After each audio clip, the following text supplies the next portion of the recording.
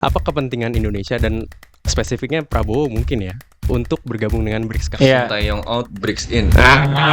Pas sekali timingnya kan. Orang nggak bisa membaca secara konkret benefitnya apa. Dan ini juga yang sebenarnya disebut sama Menlu Sugiono itu ya dalam PPTM tadi. Dia menyamakan BRICS dengan forum-forum lainnya gitu, G20, Oke. APEC dan yang lainnya. Dan ini menambah keaktifan Indonesia gitu kan. Kalau dari Jadi- pernyataan itu kayak it's not that big of a deal gitu ya. Maksudnya ya nambah-nambah temen aja gitu. Iya, foreign policy FOMO. Iya benar. Terus kalau negara-negara di dalam BRICS itu apa untungnya mereka tuh? Diversifikasi dan melihat ya potensi ekonomi maupun strategik dari aliansi ini supaya kemudian tidak bergantung pada satu Oke. dua kekuatan aja kan. Diversifikasi. Iya. Tapi kan ada cost-nya tadi. Donald Trump kan juga bilang kalau dia bakal sanksi ya. Tarif 100% kalau nggak salah untuk negara anggota BRICS itu. Kalau apa? BRICS melakukan didolarisasi.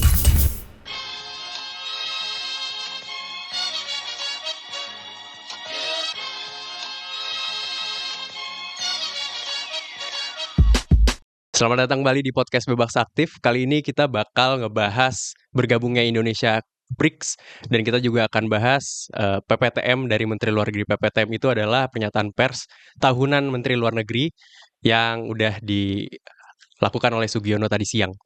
Kita mulai dari BRICS dulu, kelas. Kita bisa menganalisis ini dari biasanya negara melakukan sesuatu karena ada kepentingan gitu. Nah, apa kepentingan Indonesia dan spesifiknya Prabowo mungkin ya untuk bergabung dengan BRICS? Karena setahu gua tahun 2023 itu Jokowi juga ditawarin.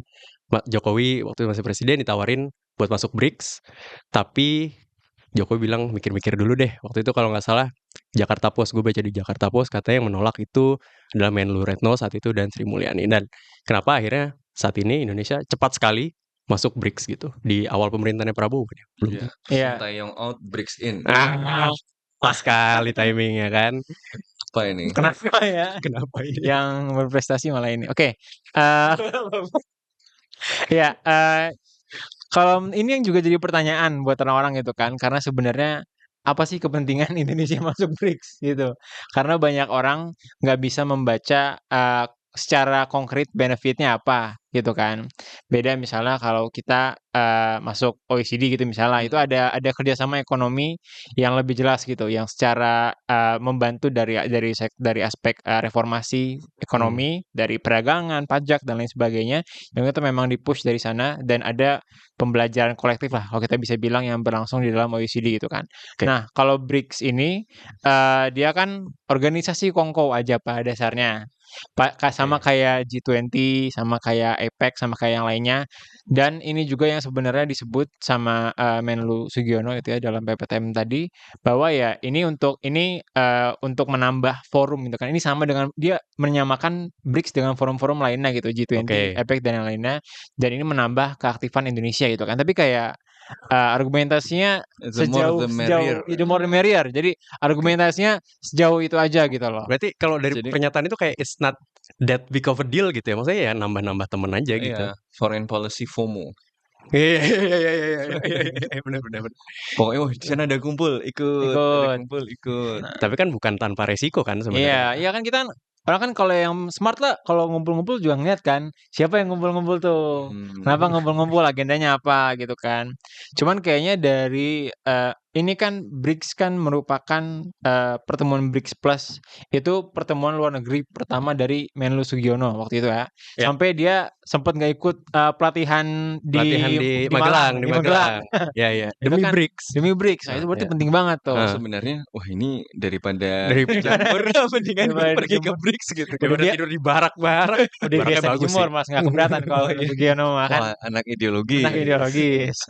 Nah, tapi ya berarti ini ada the magnitude of importance-nya tuh gede gitu. Jadi Iya. merupakan agenda yang penting. Nah, tapi pentingnya kenapa itu yang emang dipertanyakan. Pentingnya kenapa Mas? Tapi kalau Dewan Ekonomi Nasional yang Pak Luhut itu bilangnya memperluas pasar Indonesia. Iya. Tapi gue mau highlight dulu pertama bahwa ini adalah foreign policy yang mungkin paling dapat highlight ya pada fase-fase awal administrasinya Pak Prabowo gitu ya.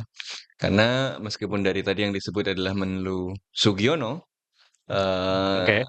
kan semua orang juga kemudian melihat bahwa the president is clearly behind this policy kan, Iya. bahwa presiden benar-benar memberikan dukungan penuh pada pilihan untuk bergabung dengan BRICS ini. Ini kemudian terindikasi dari tadi dia dapat waiver untuk nggak ikut training menteri-menteri ya kan, terus berangkat pertama langsung di sana, terus proses accession-nya cepat sekali kan. Iya, 3 bulan. Indonesia itu adalah negara Hmm.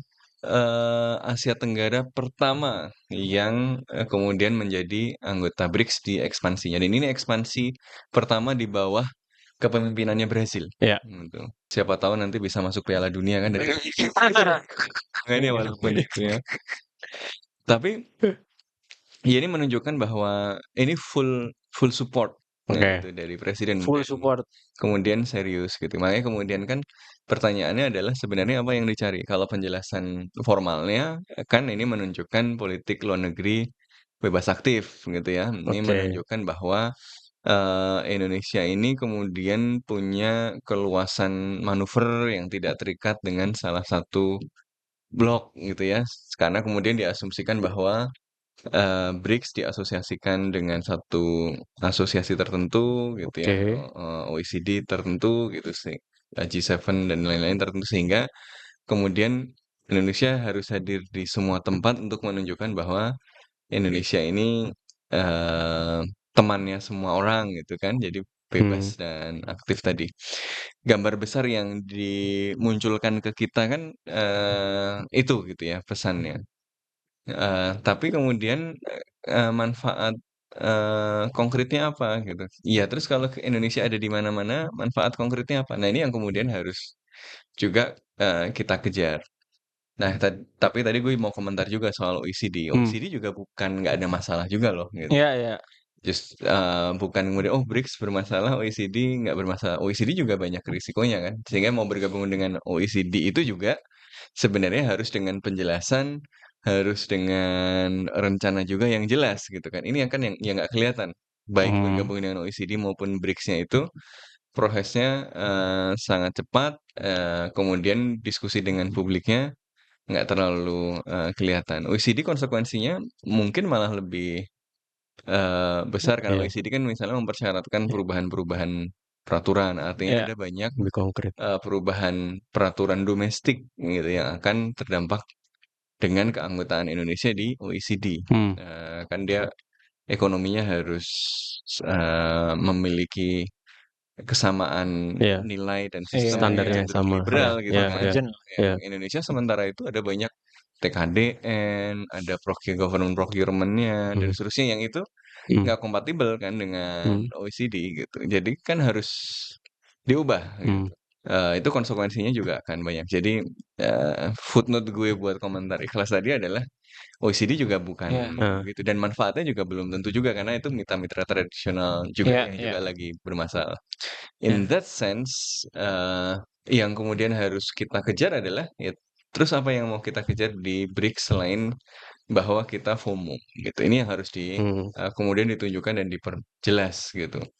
Dan sebenarnya ada hal-hal yang ya sudah kejadian gitu. Karena kan apa yang kemudian bisa Legitimasinya udah kejadian. lah gimana udah Iya, kejadian. iya, iya. Tapi kan katanya argumennya adalah ini ya tadi memperluas pasar, banyak perjanjian perdagangan, nanti pasarnya nambah dari Brazil, Rusia dan Apa pasar yang gini, betul bahwa ada teman baru, tapi kan sebenarnya juga hubungan dengan negara-negara seperti Cina, India, Rusia, Brazil. Afrika Selatan. itu juga sudah ada sebelum BRICS kan gitu loh.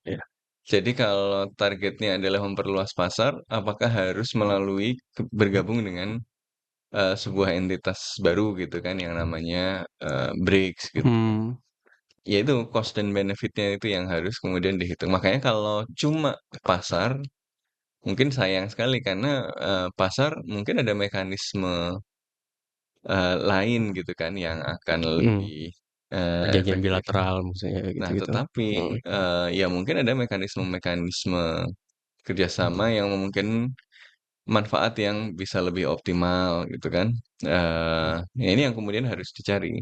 Tapi kalau Jadi negara-negara di kalau dalam BRICS itu apa untungnya mereka tuh? Yang baru gabung juga ya ada Mesir, South Africa juga sebenarnya belakangan ya ya setelah. mereka sebenarnya kan ya sama diversifikasi dan melihat apa ya potensi ekonomi maupun strategik dari aliansi ini supaya kemudian tidak bergantung pada satu Oke. dua kekuatan aja kan. Jadi ya in that sense ya ya ada ada apa ya?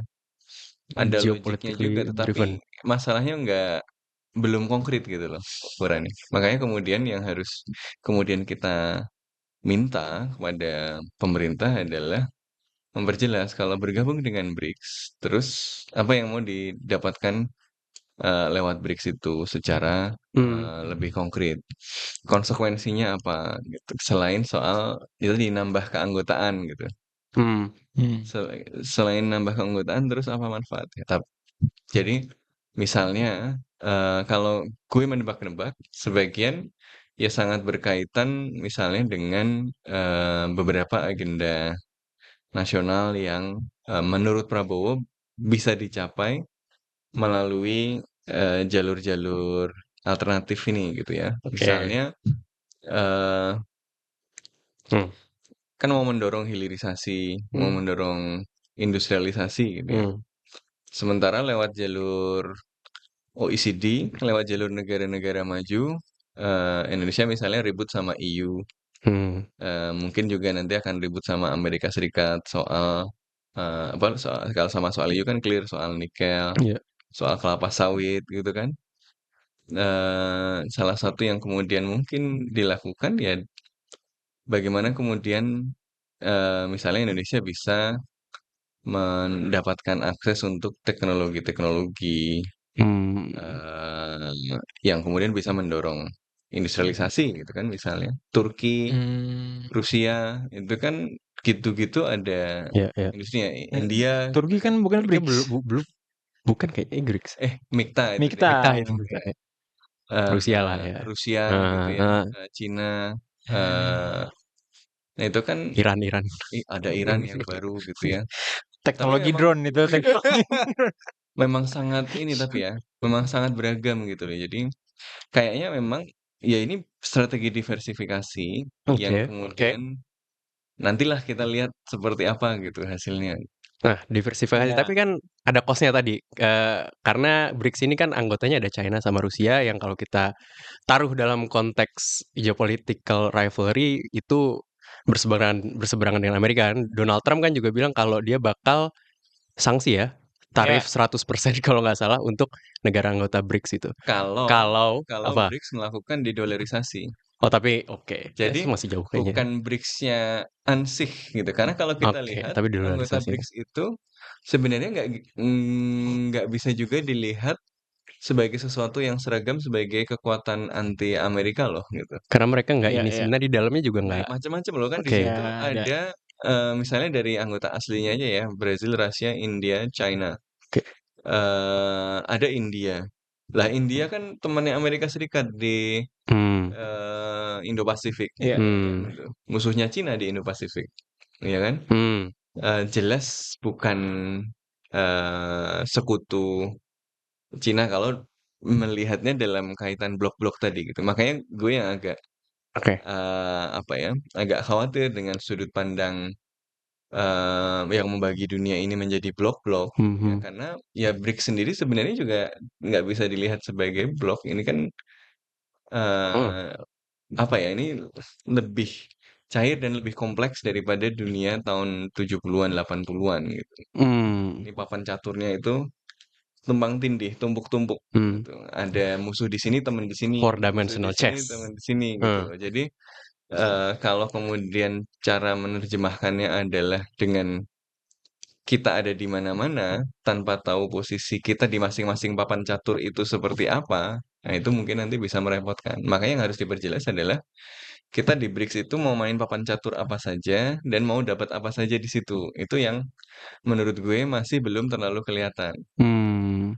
Jadi bukan soal BRICS nanti Amerika Serikat marah loh gitu. Ya, Ya karena ya di enggak di gitu. di publik rasanya ada ada perdebatan itu, ada pendapat itu bahwa masuk BRICS ya nanti Amerika marah loh, gitu loh. Nanti Nah, hubungan kita dengan Amerika loh, gitu loh. Amerika tapi sama India juga nggak biarin aja gitu. Iya.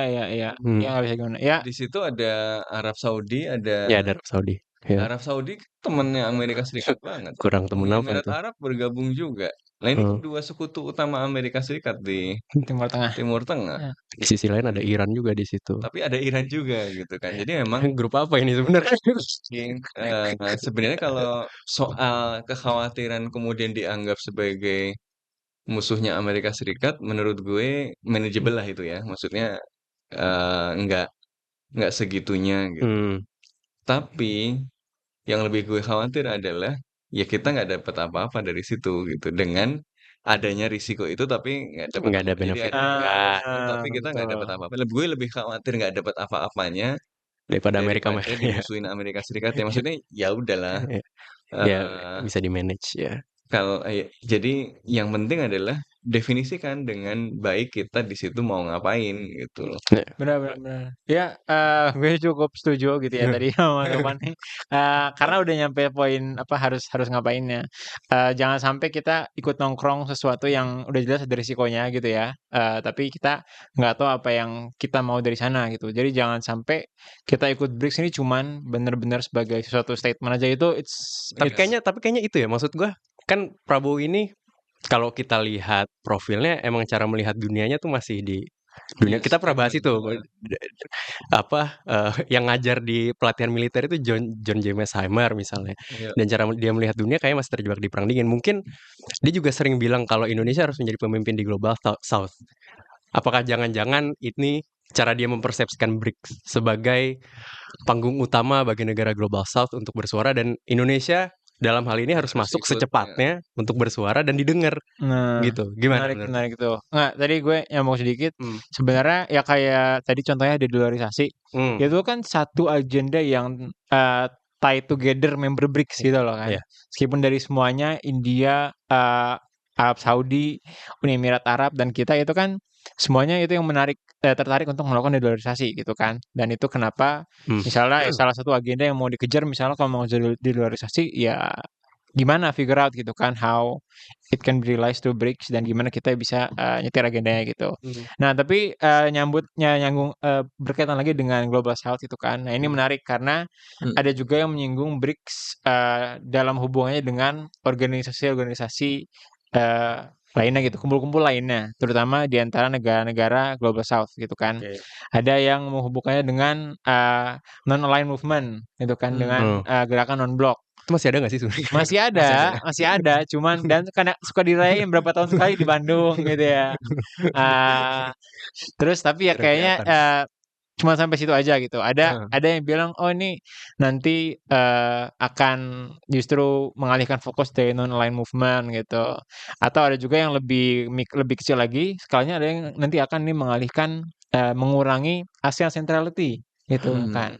Karena Indonesia udah masuk gitu kan dan kemudian ada tetangganya lagi Malaysia, Thailand dan Vietnam ya yang juga akan masuk ke Malaysia BRICS, dan gitu. Vietnam udah daftar. Lebih dulu dari Indonesia. Sebenarnya kalau Indonesia dulu 2023 kan udah ditawari itu bid for membership itu. Cuma kan nggak jadi. Tapi Thailand, Vietnam, Malaysia ya. Thailand ya nggak ya? Thailand mungkin. Iya. Tapi yang jelas Malaysia sama Vietnam itu tahun lalu daftar dan sudah jadi partner kan. Tapi justifikasinya juga menarik. Nah itu yang menarik. Kalau Malaysia itu Anwar sama staff-staffnya itu terus bikin tulisan kenapa bergabung dengan BRICS itu menguntungkan Malaysia gitu ya. Kita menunggu tulisan itu juga sih. Ada. Abdul Qadir Jailani. Dirjen Asia Pasifik ya. Di Jakarta Post dia bilang bergabungnya Indonesia ke BRICS itu dalam rangka terlibat dalam reshaping legal global order. Iya, kan masih yang besar gitu kan. Ya itu juga bisa jadi itu kan karena langsung dari orang Kemlunya jadi emang line official line-nya mungkin. Dan BRICS ini barang apa sebenarnya bisa jadi kendaraan untuk reshaping international law order yang tatanan liberal ini? Emang Itu bisa jadi kendaraan itu? tapi ini poin menarik sebenarnya kan ya, karena Heeh. dalam beberapa tahun terakhir ini kan memang banyak diskusi soal tatanan dunia kita ya, the end of liberal order kalau orang percaya bahwa ada liberal order, walaupun mungkin juga Oh, itu perdebatan lagi. terminologi Iya, itu iya. sendiri problematik gitu ya. Hmm. Tapi bahwa sistem internasional hari ini tidak dalam keadaan baik-baik saja, itu kan clear ya. Eh, dan kemudian kita butuh eh, multilateralisme yang lebih efektif. Iya. Kita melihat bahwa dalam sistem yang ada sekarang, suara negara-negara berkembang itu masih belum terlalu Iya. terdengar dan seterusnya. Itu kan hal-hal yang sebenarnya sudah kita suarakan dari dulu dengan atau tanpa BRICS gitu loh, Oke. ya kan? Iya. Eh, Kalau kemudian BRICS dilihat sebagai cara untuk kemudian bisa reshape dan membuat kita punya suara di dalam reshaping of international order itu, bagaimana gitu kan yang harus Iya, iya, Hmm. iya. yang kemudian harus ditunjukkan itu di situ gitu. Bukan berarti nggak bisa gitu. Tetapi dengan cara seperti apa si BRICS ini kemudian bisa jadi instrumen untuk Hmm. reshaping global order. Dan kalau memang dia mau reshaping global order, reshape-nya seperti apa? Apakah ini kan kemudian harus selaras dengan si sikap Indonesia di lembaga-lembaga lain. Kalau gabung dengan OECD, dia clear mau mempertahankan liberal international order kan. Iya, iya, itu clear, saya sudah Sementara clear statement. kalau kemudian declare-nya adalah reshaping, reshape seperti apa? Jadi ini mau Mau mempertahankan liberal international order atau mau mengganti liberal international order atau bagaimana menjelaskan keduanya sebagai hal yang kemudian misalnya bisa konsisten. Itu aja sih. Jadi ya harus diperjelas saja gitu ya. Hmm. Eh, Apakah misalnya multilateralismenya tetap, tapi dengan suara yang lebih luas Lebih bagi inklusif. negara-negara berkembang yang lebih Ya. inklusif, yang seperti apa? Lalu posisinya BRICS seperti apa?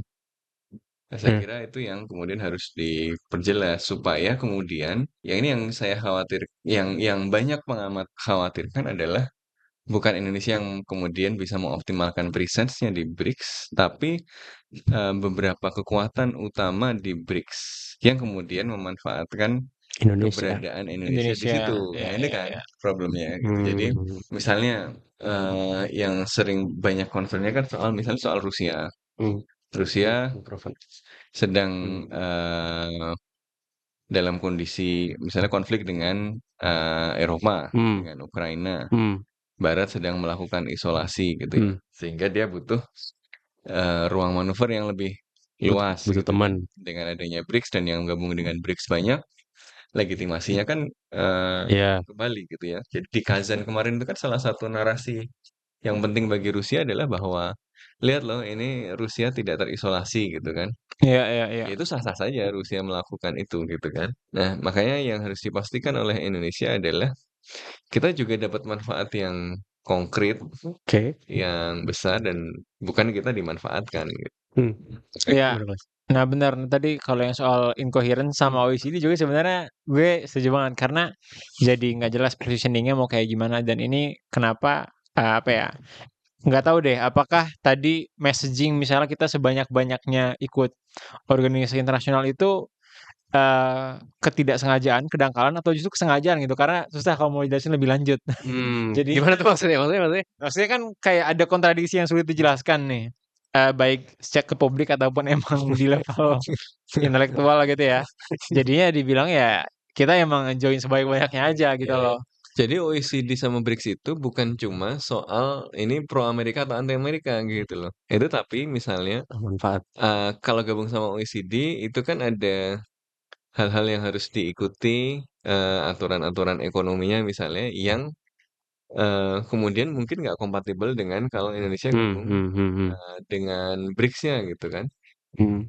Nah ini bagaimana mereconcile ini ya kalau kita lihat kan kemarin ribut-ributnya yang mendorong gabungnya sama BRICS sama mendorong gabungnya sama OECD kan orang yang berbeda kan? Oh, beda ya? Betul. Oh, beda Pihak-pihak ya? yang Beda, berbeda. beda. Oh, Beda. menarik. Beda Menko. Beda. Waduh. Jadi politik Iya, iya, luar iya, negeri iya. Indonesia Iya, ini iya. bukan dijelaskan melalui filsafat bebas aktif atau politik luar negeri bebas aktif, tapi dijelaskan oleh realitas ekonomi politik, yaitu fragmentasi negara dan kepentingan elit-elit yang kemudian cantolan internasionalnya beda-beda Iya, gitu loh. nah, menarik. Makanya jadi mungkin Oke, ini menarik. bukan sesuatu yang dirancang secara teliti untuk kemudian bisa dijelaskan secara komprehensif. Ini sesuatu yang kejadian dan perlu dijelaskan secara sederhana gitu loh. Jadi kayak ya ini kita intinya Sesimpel itu. iya kita intinya gabung organisasi internasional banyak-banyak deh gitu intinya gitu. Makanya penjelasannya sampai situ gitu loh. Ya Allah. Maybe it's a more plausible explanation. Tapi ya tetap meskipun begitu, kita tetap harus melakukan yang terbaik dengan realitas sekarang gitu loh. Ya. Seperti yang diomongin tadi gitu. Itu kenapa nanti kita mesti mesti dipikirin misalnya nanti hubungannya sama non-aligned movement gimana, terus sama ASEAN gimana gitu kan. Karena concernnya adalah ya nanti energi dari organisasi-organisasi ini ya terhisap semua ke BRICS gitu loh. Orang ngelihat kan ya kalau heavyweights-nya ASEAN udah di BRICS semua ya kita dengerin suara BRICS saja dong gitu dong. Oke. Suara ASEAN jadi nggak tahu relevan toh negara-negara utamanya udah pernah di BRICS gitu. Terus nanti mau kayak gimana? Padahal selama ini ASEAN Centrality kan ya dengan ASEAN yang kemudian juga netral dan juga kepentingannya sendiri nggak ikut ya blok mana-mana gitu. Dan ini yang kemudian ya jadi perlu banget dipikirkan. Menarik. Berarti sebenarnya kalau tadi kita ngomongin apa yang bisa Indonesia dapat dari BRICS, tapi sebaliknya gitu. Karena yang menarik adalah tahun 2023 tuh Indonesia ditawarin kan. Iya. Ditawarin kan berarti ada yang butuh nih sebenarnya. butuh. Ada yang butuh ditawarin tapi kan Indonesia menolak tadi gue bilang. Nah, jadi kenapa BRICS sepertinya seperti membutuhkan Indonesia banget? Kalau tadi kan Mas Sofwan bilang konteksnya Rusia ternyata nggak terisolasi, tapi kan nggak cuma Rusia ya di BRICS. Itu apa yang BRICS butuhkan dari Indonesia sebenarnya? Nah, Pasar? itu Enggak. enggak pasar. Ya kan bukan apa-apa. Ya dia butuh BRICS kan koleksi dari organisasi negara top 5 dunia gitu secara populasi kecuali Amerika Populasi. Serikat gitu kan. Oke, ya. Dan sekarang ya tambah Indonesia jadi negara-negara yang Ya juga ya. berpopulasi besar tuh di sana semua gitu. Jadi legitimasi kan derive dari situ ya, salah satunya ya, dari kita ini suara global, soal kita populasi di dunia dan segala macam. Jadi itu aspek paling dasar gitu. Tapi aspek secara lebih strategis, misalnya bisa jadi kita tarik ke konteks tadi ASEAN gitu kan. Biasanya kan ASEAN ya kepentingannya sendiri, dia jadi membawakan agenda yang lebih netral gitulah di antara konflik Cina dan Amerika Serikat misalnya gitu. Tapi ketika udah seperti ini konteksnya Indonesia udah masuk BRICS dan juga mungkin negara-negara ASEAN lainnya ya suara ASEAN nggak lagi jadi valid gitu loh, nggak lagi jadi bisa membawakan agendanya sendiri di Laut Cina Selatan misalnya atau di dalam konflik lainnya di Taiwan dan yang lainnya gitu kan. Jadi ya itu aja sih menurut gue bisa mecah itu misalnya karena ya bisa jadi kepentingan ASEAN dengan BRICS itu nggak sepenuhnya align atau justru banyak nggak align gitu. Itu yang dibutuhin dari BRICS. Kalau gua yang bisa gue baca itu. Itu yang dibutuhkan BRICS dari Indonesia gitu. Nah, nyambungin ke pernyataan pers Menlu Sugiono tadi siang ya, kita tapping hari apa sih ini? Hari Jumat. Hari Jumat. Cuman tadi kita ngomongin BRICS, mungkin bisa ngelihat arah ke depannya kebijakan luar negeri Indonesia di era Menlu Sugiono dan Presiden Prabowo Subianto. Tapi kalau lihat dari PPTM-nya, apa highlight-highlight yang menarik? Karena lu nonton ya, Kles ya? Gue sih nggak nonton ya. Iya, sebenarnya kalau menurut gue sih agak seperti biasanya ya. Maksudnya kayak PPTM mungkin ada beberapa spesifik yang diangkat gitu. Kayak misalnya kayak tahun-tahun lalu kalau ada dispute terkait sawit gitu kan. Tapi kalau sekarang beberapa yang di-highlight emang isu yang biasanya Indonesia bawa gitu kan kayak soal multilateralisme, terus reformasi PBB dan lain sebagainya. Tapi kalau ada beberapa hal yang menarik sih yang perlu gua angkat adalah ada berkaitan dengan fokusnya itu bagaimana yang sebenarnya mungkin menjadi agak sedikit kekecewaan buat gue adalah fokusnya adalah bagaimana menjaga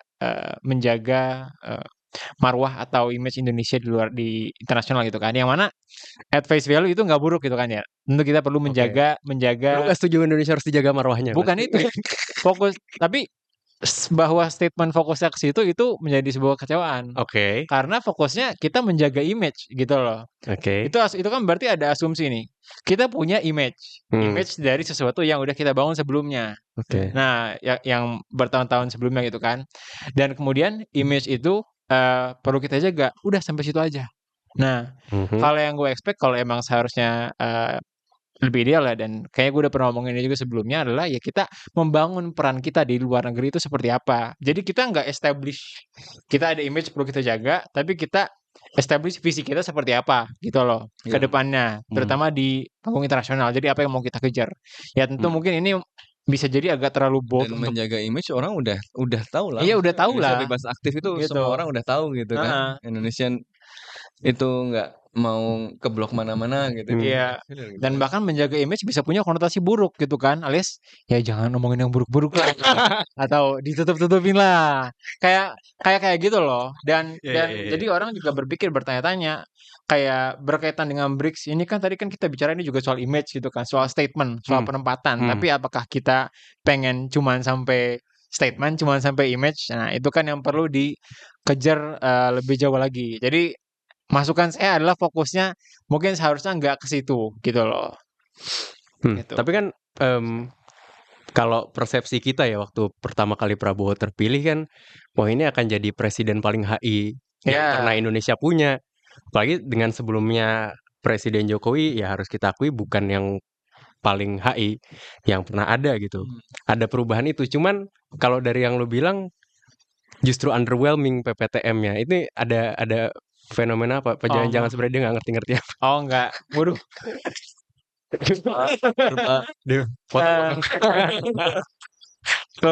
Statementnya.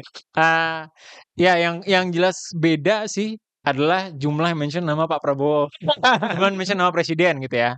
Karena kayaknya di PPTM sebelumnya Bu Retno sedikit mention Pak Jokowi gitu ya. Tapi sekarang kayaknya Ini harus dihitung beneran sih. Iya, beneran. Coba dihitung. Udah Karena hitung belum? Harus Pak, ada analisis teks hal PPTM. seksual. Ini gue senangkap aja ya, tapi I'm pretty sure I'm right gitu ya.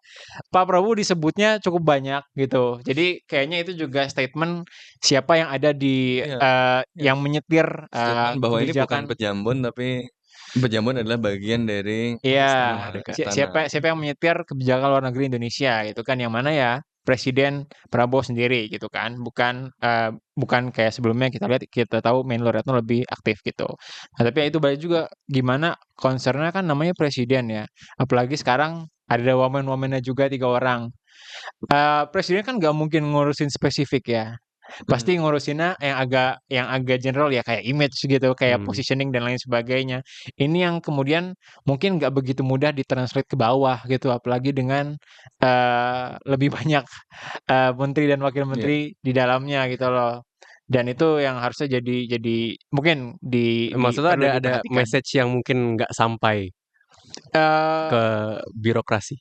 Iya, layernya agak banyak aja gitu loh. Apalagi kalau maksudnya gini, kalau Presiden Jokowi kan bisa lebih freehand di Menlunya gitu ya, dan kemudian dia bisa bekerja dalam hal-hal yang lebih teknis gitu, ada hal yang lebih butuh yang butuh manage yang hands on. Tapi kalau sekarang presiden coba manage dan Menlunya meneruskan itu, nah terus kebagian, dan itu mungkin nggak begitu ke manage karena yang dari presiden itu gambaran besar gitu loh. I see. Jadi sementara di bawahnya kita mencoba mengikuti, tapi Tapi kan ada detail yang harus dikerjakan juga. Apakah gimana, apakah sesuai, apakah pas.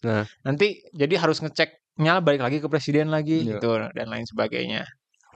Gimana Mas? Apakah hands on-nya seorang presiden dalam isu luar negeri itu justru hal positif, apa ada banyak caveatnya? Ada positif negatifnya ya. Jadi bahwa kemudian kebijakan luar negeri dapat perhatian itu tentu hal yang yang baik bagi kebijakan luar negeri kan, bahwa presiden itu hands on ya. Cuma dia harus dilengkapi dengan juga kemampuan untuk mempercayai dan mendengarkan juga teman-teman yang selama ini mengelola kebijakan luar negeri juga kan. Jadi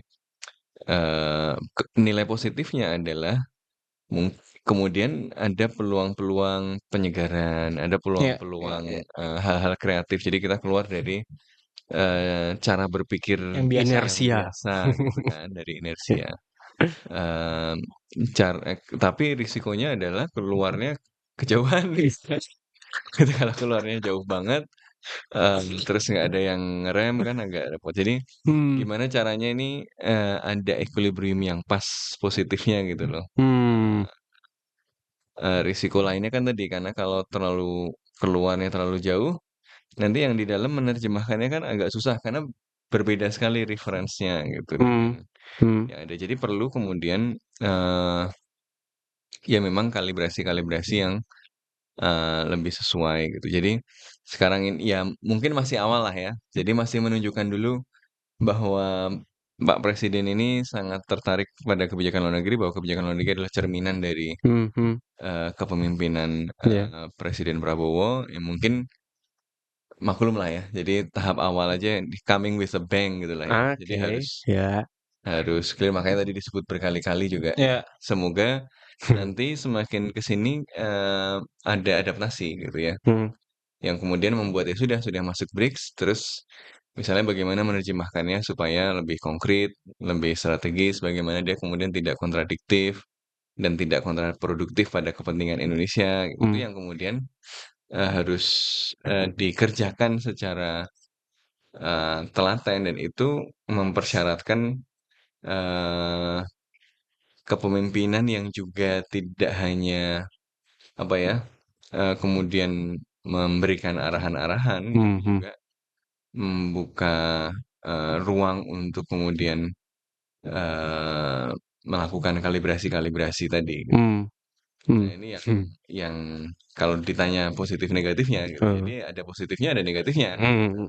Hmm. Tapi apakah bisa dominan positif atau dominan negatif tergantung sikap dari pihak-pihak yang terkait nanti. Hmm. Apakah ini kemudian jadi kontraproduktif karena ada yang mau ngatur, tapi yang diatur karena biasanya punya kebebasan Hmm. luas terus malah jadi bingung gitu ya, Hmm. atau kemudian bisa ada kalibrasi yang memadai. Mantap, Mas Evan. Mantap. Mantap, mantap. Iya. Ya, Diplomatis sekali. dan gue sebenarnya suka kalau misalnya presiden take charge gitu kan, jadi ada inisiatif baru kayak masuk BRICS gitu kan. Di on that point kita kan proaktif gitu. Dia mencoba memberikan warnanya pada Pulau Green Indonesia. Eh. Nah, tapi kemudian masalahnya setelah itu apa gitu kan. Jadi jangan misalnya kita udah proaktif di awal, karena kan salah satu problemnya kita kan dalam membentuk, dalam shaping or reshaping international order itu kan kita agak reaktif gitu ya, agak nggak begitu, atau mungkin nggak begitu bisa membawa agenda kita. Nanti kita udah masuk BRICS gitu, tapi kita nggak bisa membawakan agenda juga gitu. Kita di sana nggak tahu mau ngapain dan jadi responding ke yang lainnya gitu loh. Hmm. Jadi berkaitan sama semuanya apa proaktivitas itu mesti dibawa sampai ke level bawah gitu loh, Itu bagus sekali. Bagus sekali sampai itu. ke level teknis-teknisnya. Karena kalau cuma di statement-statement atau di movement apa dobrakan-dobrakan awal itu nggak bisa gitu. Dan di awal Nggak sampai. pemerintahannya kan Prabowo udah berapa kali dia keluar negeri? Iya, ini Banyak banget. rajin banget. Rajin banget. Tapi gue jadi ini pertanyaan intermezzo aja ya. Kalau Indonesia pengen aktif gitu, banyak di forum-forum kan juga bilang ya kita akan aktif di forum-forum. Ada grup apa lagi yang belum digabung sama Indonesia? Indonesia harus gabung nih. Selain OECD sama BRICS kan. Ya, yang menarik soal sih daftar CPTPP ya. Indonesia baru bergabung ke G7. G7. Jadi semua Minta juga ya. semua grouping G20 itu Indonesia udah gabung. Bener-bener. MIKTA, BRICS udah gabung gitu kan. Tinggal G7. Padahal saya dengarnya kemarin Kemlu lagi melakukan evaluasi kembali gitu loh. Organisasi internasional mana yang worth untuk enggak Iya, worth atau enggak untuk kita ditambah ikuti gitu kan. Oh Malah gitu ya? ditambah. Oh jadi gitu ya? Kita asesmen, terlalu banyak Assessment. kita terlalu banyak bergabung. Jadi dicek semua. Oh tambah satu. Aduh. Asesmennya menarik sekali. Tapi masih ada yang bisa Indonesia gabung nggak sih? Ada tadi ya CPTPP. RCP Indonesia udah gabung ya? RCEP udah. CP udah. Oke. Ya jadi sebelum kita tutup ada apa lagi yang mau disampaikan mungkin ke Pak Prabowo? Iya. Jadi Pak Prabowo ini kan mengawali karirnya sebagai presiden. Karir. Iya, karena baru pertama kan jadi presiden ya, walaupun pemilunya udah beberapa kali. Tapi dengan ingin menimbulkan jejak yang nyata, yang konkret gitu. Dan BRICS ini menurut gue adalah salah satu indikator itu gitu. Yang jelas berhasil menimbulkan noise, kontroversi, Ada yang ngebuzzer juga lagi. membongkar apa cara yang tradisional gitu kan. Jadi dia membongkar kekakuan gitu ya. Oh, he's a disruptor. Tapi apakah baik atau buruk ini kan nanti akan terjawab oleh setelah itu kita mau ngapain gitu loh. Jadi oke Pak, you are coming with a bang sudah gitu ya. Ya, Selanjutnya ngapain gitu. Heeh. Kerja lah. Openingnya udah oke, jangan sampai the rest of the show bosenin gitu loh. Bukan, kalau oke atau enggaknya to be judged. Tapi Oke. bahwa ini ada salvo pembukaan Iya, salvonya. karir foreign policy presiden sudah dimulai. What an opening. Salvonya adalah dengan bergabung dengan BRICS ini kan, opening awalnya gitu kan. Tapi kemudian selanjutnya apa ini yang kemudian akan kita tunggu gitu ya. Jadi bagaimana Indonesia bisa memanfaatkan BRICS atau Indonesia dimanfaatkan sebagian negara yang ada di BRICS. Maka supaya kita yang memanfaatkan harus diperjelas, jangan cuma soal oposisi kita bebas aktif dong, terjemahkan dong. Iya, Dengan nah, masuk BRICS itu definisikan. apa yang mau kita lakukan di level internasional? Kalau tadi bilang reshaping, di-shape jadi seperti apa? Biar clear pesannya. Dan kemudian bisa koheren dengan misalnya Indonesia bergabung dengan OECD, dengan posisi Indonesia di MIKTA, dengan posisi Indonesia di ASEAN, dan seterusnya itu bisa align kalau makin konkret, gitu kan? True.